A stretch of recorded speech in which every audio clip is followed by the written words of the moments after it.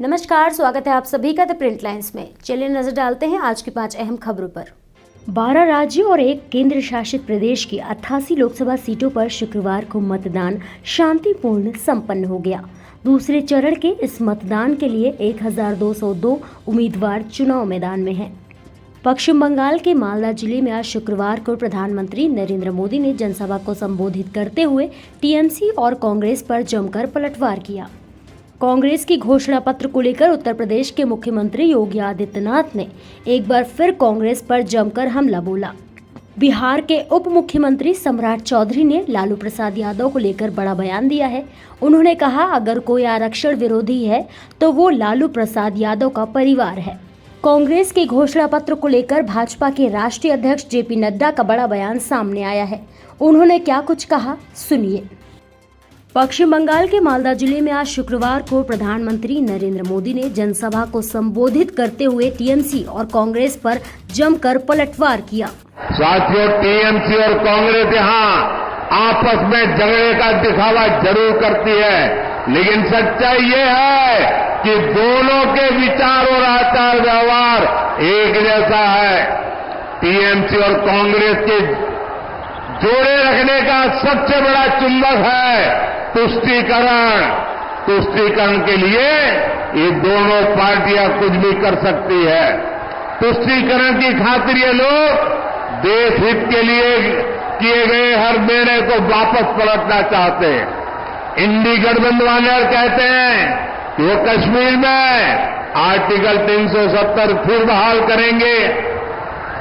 TMC और कांग्रेस के नेता कह रहे हैं कि सत्ता में आए तो सीएए कानून को रद्द कर देंगे। आप मुझे बताइए, बंटवारे से पैदा हुए देशों में जहां हिंदू, सिख, ईसाई, बौद्ध धर्म के लोगों पर जुल्म ढाए जाते हैं, जहां उनको धर्मांतरण के लिए मजबूर किया जाता है, जिनके आस्था स्थलों, मंदिरों, गुरुद्वारा, चर्च ध्वस्त कर दिए जाते हैं, जिनकी बहन बेटियों का जबरन शादी करके उनका धर्मांतरण करवा दिया जाता है, आखिर वो कहां जाएंगे।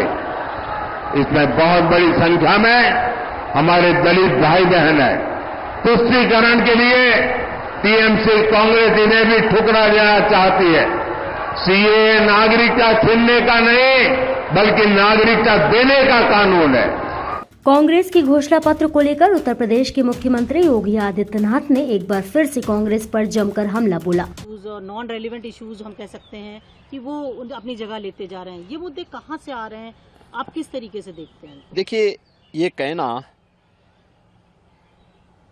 कि चुनाव में नॉन रेलिवेंट मुद्दे आ रहे हैं, मैं पूरी तरह सहमत नहीं हूं।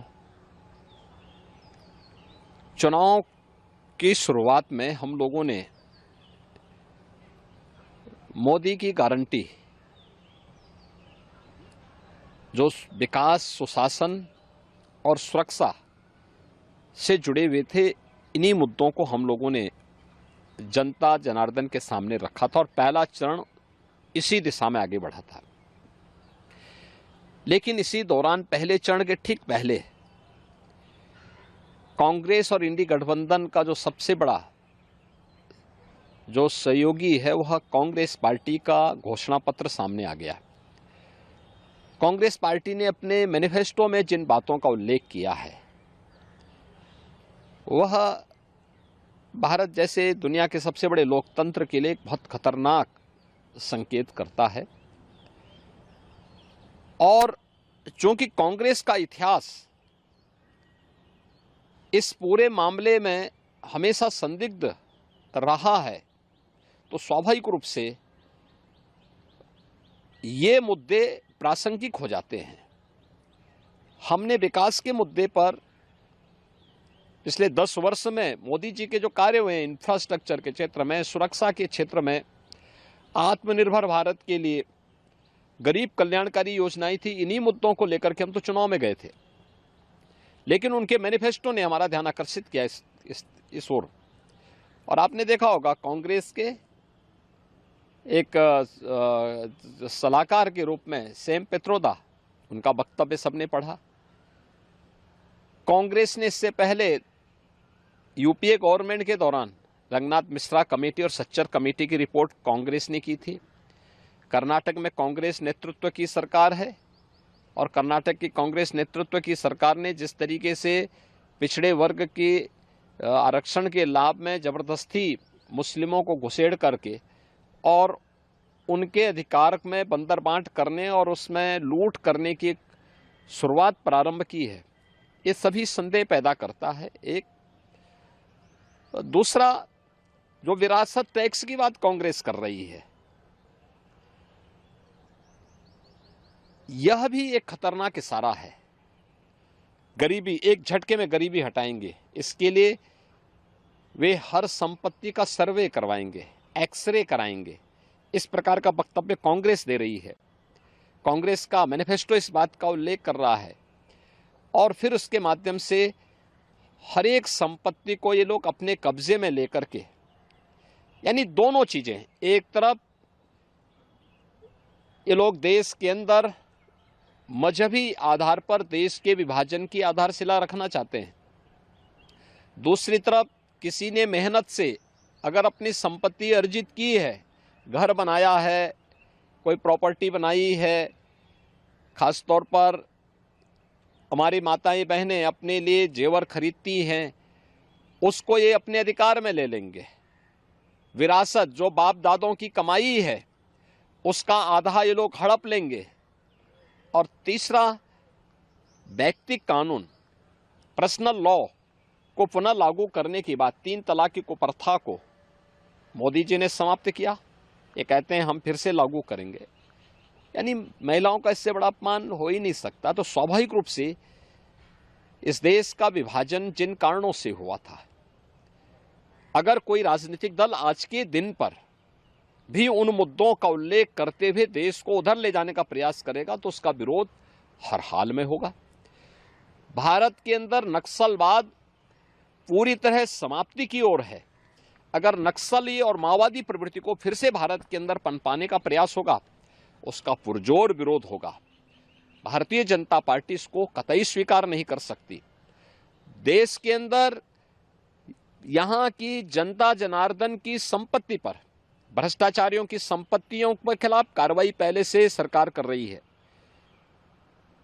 उनके एक एक पाई का हिसाब होगा, लेकिन एक कॉमन मैन को प्रताड़ित करने के लिए उसके खून पसीने की कमाई पर कोई डकैती डालने का प्रयास होगा तो इसको भारतीय जनता पार्टी स्वीकार नहीं कर सकती है। और कांग्रेस और उसके सहयोगी दल देश की राजनीति का तालिबानीकरण करने के पर उतारू हो रखे हैं। देश के अंदर माओवादी दुष्प्रवृत्ति को जबरन थोपने का प्रयास कर रहे हैं और पर्सनल कानून के नाम पर देश की महिलाओं का अपमान करने का प्रयास कर रहे हैं और लोगों की संपत्ति पर जो इनकी कुदृष्टि लगी हुई है, इसलिए ये मुद्दे आए हैं जो आज के परिप्रेक्ष्य में रिलेवेंट हैं। और इन मुद्दों को इसीलिए भारतीय जनता पार्टी पुरजोर तरीके से उठा करके जनता जनार्दन का ध्यान आकर्षित कर रही है कि सत्ता से लोग अभी कोसों दूर हैं, इनकी मानसिकता क्या है आपके प्रति, यह आप देख सकते हैं। और इसीलिए उस पर लगातार सरकार जो है, इस पर जो है लगातार भारतीय जनता पार्टी ध्यान आकर्षित कर रही है जनता जनार्दन का कि जागरूक हो जाओ। ये लोग जिस मंशा के साथ आ रहे हैं, इससे पहले कि इनके मंशा के अनुरूप इन लोगों को सफलता प्राप्त हो, इनके मंसूबों पर पानी फेरने का एक वक्त आपके पास है। आपका एक वोट देश की तस्वीर और तकदीर को बदलने में निर्णायक साबित होगी और वह आपने 2014 में किया था, क्योंकि 11, 12, 13 में तत्कालीन केंद्रीय मंत्री पी चिदम्बरम बार बार विरासत टैक्स की बात कर चुके थे। आज वही बात तो सैम पित्रोदा कह रहे हैं।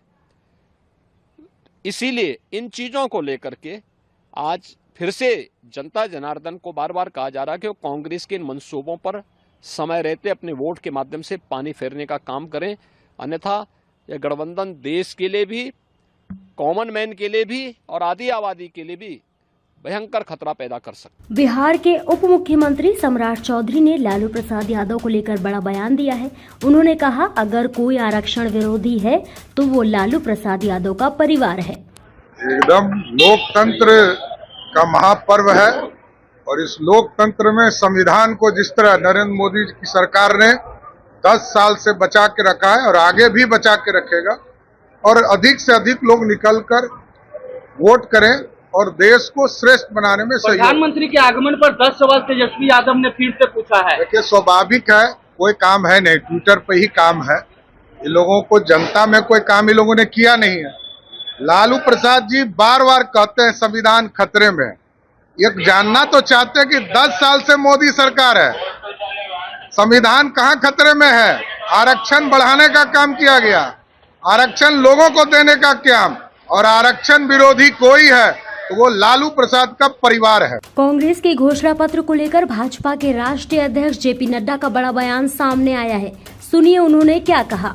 और इंडी गठबंधन का हिडन एजेंडा, छुपा हुआ एजेंडा है कि एससी, एसटी और ओबीसी का हक छीनकर मुस्लिमों को देना। कांग्रेस कहती है कि देश के संसाधनों पर पहला हक मुसलमानों का है, जबकि प्रधानमंत्री श्री नरेंद्र मोदी जी कहते हैं कि देश के संसाधनों पर पहला हक गरीबों का है। दिसंबर 2006 को नेशनल डेवलपमेंट काउंसिल को संबोधित करते हुए प्रधानमंत्री मनमोहन सिंह ने कहा था, और मैं याद दिलाना चाहता हूं कि we will have to devise innovative plans to ensure that minorities, particularly the Muslim minority, are empowered to share equitably in the fruits of development. They must have the first claim on resources. Manmohan Singh ji ने यह बयान गलती से नहीं दिया था, बल्कि जानबूझकर दिया था, क्योंकि अप्रैल 2009 में फिर से मनमोहन सिंह ने मुंबई में प्रेस कॉन्फ्रेंस के दौरान एक प्रश्न के जवाब देते हुए फिर अपने बयान को सही ठहराया और कहा कि माइनॉरिटीज का, खासकर मुस्लिमों को प्रायोरिटी मिलनी चाहिए और उनको संसाधनों, देश के संसाधनों पर पहला हक होना चाहिए। सच्चर कमेटी की रिपोर्ट के माध्यम से गलत बयानी की गई और मुसलमानों की हालत दलितों से भी खराब है, ये कहा गया। मतलब यह है कि कांग्रेस पहले से ही आधार बना रही थी कि येन केन प्रकारेण मुस्लिम को एससी, अनुसूचित जाति घोषित कर मुसलमानों को एससी आरक्षण की वैधता दिला दी जाए। कांग्रेस की एससी, एसटी और ओबीसी के अधिकारों पर डाका डालने की यह आदत बहुत पुरानी है। यहां तक कि बाबा साहब भीमराव अंबेडकर ने 27 अक्टूबर 1951 को कहा था कि पिछले 20 वर्षों में पंडित नेहरू ने 2000 भाषण दिए हैं, लेकिन उन्होंने एक बार भी अनुसूचित जाति के कल्याण के बारे में बात नहीं की है। इससे आप अंदाजा लगा सकते हैं कि कांग्रेस पार्टी को हमारे लोगों के प्रति कितनी सहानुभूति है। पंडित नेहरू हमेशा मुसलमानों के पक्ष में रहते हैं। मैं नहीं चाहता कि मुसलमानों की उपेक्षा हो, कदापि हम नहीं चाहते कि मुसलमानों की अपेक्षा हो, लेकिन मैं यह जरूर चाहता हूं कि मुसलमानों को अन्य समुदायों की कीमत पर अनुचित लाभ नहीं उठाना चाहिए। जिन्हें अधिक सुरक्षा की आवश्यकता है उन्हें ही लाभ मिलना चाहिए। कांग्रेस ने राष्ट्रीय धार्मिक और भाषाई अल्पसंख्यक आयोग का गठन कर यह साजिश रची कि मुसलमानों में भी जाति है, इसलिए उनमें भी एससी माना जाए और एससी लिस्ट में आरक्षण दिया जाए।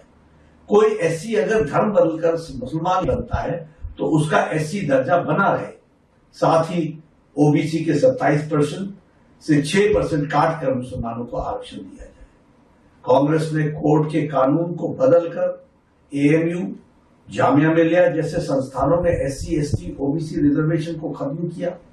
1981 में कांग्रेस ने एससी, एसटी और ओबीसी के रिजर्वेशन को छीनने के लिए अलग एएमयू अमेंडमेंट एक्ट 1981 लाकर कोर्ट के फैसले को बदल दिया।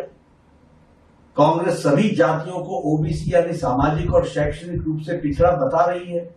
कांग्रेस ने आंध्र प्रदेश में 4 बार मुस्लिम रिजर्वेशन को इंप्लीमेंट करने की कोशिश की। सुप्रीम कोर्ट के इंटरवेंशन के कारण कांग्रेस सरकार इसे लागू नहीं कर पाई। 2009 में लोकसभा इलेक्शन में अपने मैनिफेस्टो को कांग्रेस ने जॉब और एजुकेशन में मुसलमानों को नेशन वाइड रिजर्वेशन देने की प्रॉमिस किया था। कांग्रेस चाहती थी कि ओबीसी रिजर्वेशन के अंदर मुस्लिम के लिए अलग से सब कोटा हो। 2011 में यूपीए 2 के दौरान माइनॉरिटी अफेयर्स मिनिस्ट्री ने ओबीसी कोटा के भीतर 8.4 सब कोटा का प्रस्ताव रखा, जिसमें मुसलमानों के लिए 6% रिजर्वेशन शामिल था। 2014 में लोकसभा इलेक्शन मैनिफेस्टो में भी कांग्रेस ने इस तरह की बातें की थी। इस बार भी कांग्रेस अपने मैनिफेस्टो में इसी तरह की बातें कर रही है। कर्नाटक में भाजपा सरकार ने रिलीजन बेस्ड रिजर्वेशन को खत्म कर दिया था, लेकिन कांग्रेस की सरकार आते ही तमाम मुस्लिम को ओबीसी कैटेगरी में डाल दिया। कर्नाटक में भी ओबीसी के अंदर कैटेगरी 2 भी बनाकर मुस्लिम जातियों को आरक्षण दे दिया गया। कांग्रेस ने अपने मैनिफेस्टो में कहा है कि देश के बहुसंख्यकवाद की कोई जगह नहीं है। मतलब उन्होंने एससी, एसटी, ओबीसी से सख्त नफरत है, क्योंकि देश में बहुसंख्यक आबादी इन्हीं गरीब लोगों की है, इन्हीं वर्गों की है। ये कांग्रेस का मैनिफेस्टो है और ये कांग्रेस का इंटेंशन है। ऐसे ही और भी खबरों को देखने के लिए बने रहिए द प्रिंट लाइन्स के साथ।